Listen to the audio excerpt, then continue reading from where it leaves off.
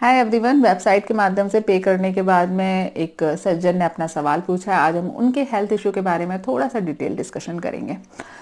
सवाल थोड़ा सा सेक्सुअल है, बहुत ज़्यादा सेक्सुअल नहीं है, लेकिन फिर भी अगर कुछ लोगों को बहुत ज़्यादा ऐसा हो कि छी छी छी छी हम इस बारे में बात नहीं करते, तो फिर प्लीज़ वीडियो स्किप कर दीजिएगा। यदि आपको इंटरेस्ट है तो आप ये वीडियो पूरा देख सकते हैं। इनका सवाल सुन लेते हैं, मतलब पढ़ लेते हैं।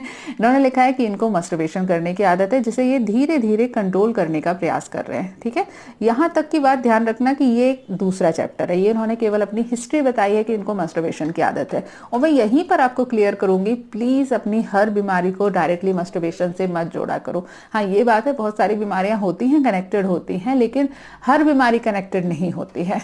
ठीक है। तो ठीक है, इसके आगे उन्होंने लिखा है कि जब ये टॉयलेट सीट पर बैठते हैं और फ्रेश होने के लिए जाते हैं, यूरिन पास करते हैं, तब यूरिन के साथ में थोड़ा सा स्पर्म भी निकलता है। ठीक है, यूरिन पास करने के लिए जाते हैं, जब पेशाब करते हैं सुबह सुबह के टाइम पे, तो यूरिन के साथ में थोड़ा सा स्पर्म निकलता है। ये सिर्फ सुबह के टाइम ही होता है। सुबह का टाइम मतलब रात को सोने के बाद, जब ये सुबह उठते हैं तब इनके साथ ये प्रॉब्लम होती है कि यूरिन के साथ में थोड़ा सा स्पर्म निकलता है। ठीक है, यहाँ तक का हो गया सवाल। उसके बाद इन्होंने आगे लिखा है, आगे क्या लिखा है, एक ही चीज दो बार लिखी है, टॉयलेट सीट के साथ पे बैठा हो तो यूरिन के। ओके ठीक है, इनकी कोई शादी नहीं हुई है अभी और रिलेशनशिप में भी नहीं है। ठीक है, देखो यहाँ मैं दो बातें आपके साथ क्लियर करूँ। फर्स्ट थिंग, आपने बोला कि आपको मस्टरबेशन की पहले से आदत थी, जिसको आप कंट्रोल करने का प्रयास कर रहे हैं। यदि आपके शरीर में बहुत ज़्यादा, हद से ज़्यादा मस्टरबेशन करने के कारण या शरीर के अंदर कमजोरी आ गई है, तो उसको कभी भी ये मत सोचा करो कि आपने कंट्रोल कर लिया तो अभी अगले दिन से सही हो जाएगी। ऐसा नहीं होगा, उसके लिए प्रयास लगेगा। फॉर एग्जाम्पल, यदि किसी व्यक्ति को मोबाइल चलाने की बहुत ज़्यादा आदत है, या फिर किसी व्यक्ति को वीडियो गेम का एडिक्शन है, तो वह एकदम से नहीं छूटता है, धीरे धीरे प्रैक्टिस करनी पड़ती है। यदि आप एग्जाम के लिए प्रिपरेशन कर रहे हो, तो ऐसा नहीं होता कि आप आज रात को 12 बजे डिसाइड करोगे कल से मैं केवल 12 घंटे तक पढ़ाई ही पढ़ाई करूंगा और अगले दिन से आप पढ़ाई करने लगो। नहीं होता है ऐसा। तो प्लीज अपने आप के साथ बहुत ज्यादा टॉर्चर मत किया करो कि अरे मैंने पहले ऐसा किया इसलिए मुझे ये बीमारी हो गई है, पहले ऐसा किया ये बीमारी हो गई है।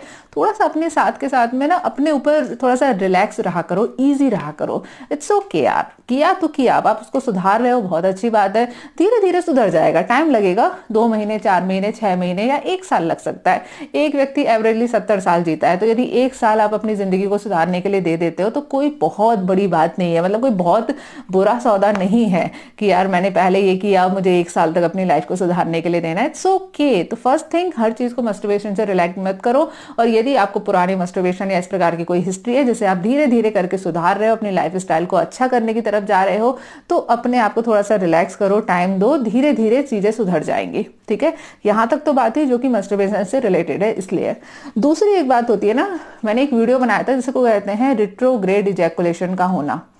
रिट्रोग्रेड इजैकुलेशन का मतलब क्या होता है कि मेल के अंदर जो यूरिन पास करने की जगह होती है, जो यूरेथ्रा होता है ना, जहां से पेशाब पास होती है, और जहां से स्पर्म पास होता है, वो भी यूरेथ्रा ही होता है। मतलब फीमेल के अंदर वेजाइना अलग होती है, यूरेथ्रा अलग होती है, दोनों अलग अलग ओपनिंग होते हैं। लेकिन मेल के अंदर पास करने के लिए अंदर से थोड़ा सा अलग होता है, लेकिन जो बाहर होता है ना, जो निकालने के लिए होता है, वो अल्टीमेटली यूरेथ्रा का एक पार्ट होता है, उसी से यूरिन पास होता है, उसी से स्पर्म पास होते हैं। ठीक है, तो क्या होता है ना, कई बार रिट्रोग्रेड इजैकुलेशन होने, तो मेल के अंदर क्या होता है, जो ये यूरेथ्रा होता है ना, इसके 2 काम होते हैं। फर्स्ट थिंग तो ये यूरिन को वो पास करता है, दूसरा ये जो सीमन कलेक्ट होता है, वो भी जो ऑर्गाज्म के समय बॉडी के अंदर प्रेशर आता है, तो ये यूरेथ्रा से ही सीमन पास होता है। मतलब कि यूरिन पास करने के लिए और ऑर्गाज्म आने पर स्पर्म को पास करने के लिए जो डक्ट है, जो कैनाल है, वो एक ही होती है। ठीक है, 2 अलग अलग कैनाल नहीं होती है।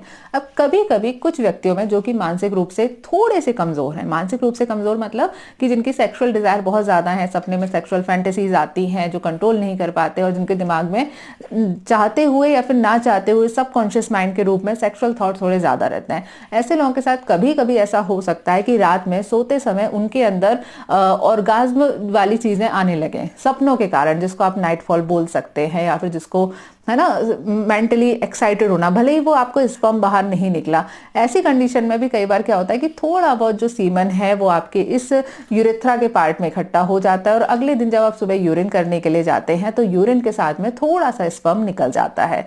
तो ठीक है, आपको करना क्या है यहाँ पर, ये ध्यान दीजिए। जस्ट इन केस मेरा फोन आ गया, इसको बंद कर देते हैं।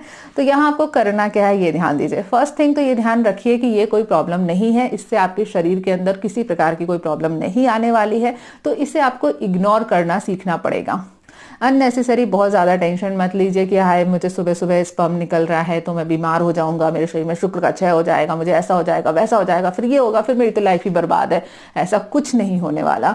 आपको अपनी मेंटल कंडीशन के ऊपर ही ध्यान देना है। आपकी जो प्रॉब्लम है उसका अल्टीमेट कारण यही है कि आपके सबकॉन्शियस माइंड के रूप में काफ़ी ज़्यादा सेक्सुअल डिजायर है, और जब आप रात में सो जाते हैं तब आपका जो कॉन्शियस माइंड है वो शांत हो जाता है और सबकॉन्शियस माइंड सपनों के रूप में जागृत हो जाता है। उस समय पर आपकी बॉडी के अंदर सेक्सुअल डिजायर आने लगती है, जिसकी वजह से आपको जब आप सुबह यूरिन पास करने के लिए जाते हैं तो थोड़ा सा सीमन निकलता है।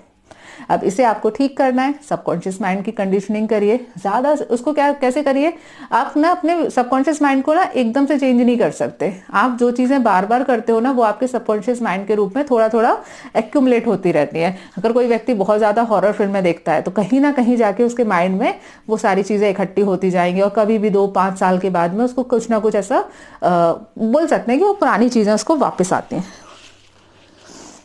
सॉरी, डॉग्स हैं, परेशान कर देते हैं। हाँ, तो मैं आपको क्या बता रही थी। हाँ, तो आपको अपने सबकॉन्शियस माइंड की ट्रेनिंग करनी है। इसके लिए ज़्यादा से ज़्यादा डिफरेंट टाइप की किताबें पढ़िए, अपनी पर्सनैलिटी के ऊपर ध्यान दीजिए, अपने आप को 24 घंटे बिजी रखिए।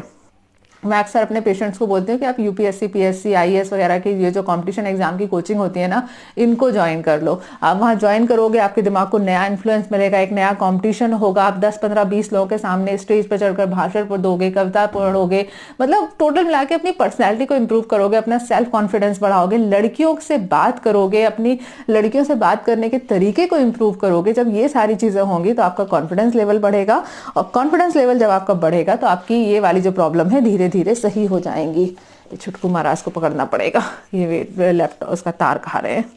ठीक है, तो आपकी प्रॉब्लम का सोल्यूशन मैंने बता दिया। आपको किसी प्रकार की कोई ऐसी बीमारी नहीं है जिसके बारे में आपको मेडिसिन लेने की जरूरत पड़े, केवल और केवल आपको अपने माइंड की ट्रेनिंग के ऊपर ध्यान देना है। चलिए, आज के लिए इस वीडियो में इतना ही। नेक्स्ट वीडियो में मिलते हैं, तब तक के लिए stay healthy and be happy. Good bye.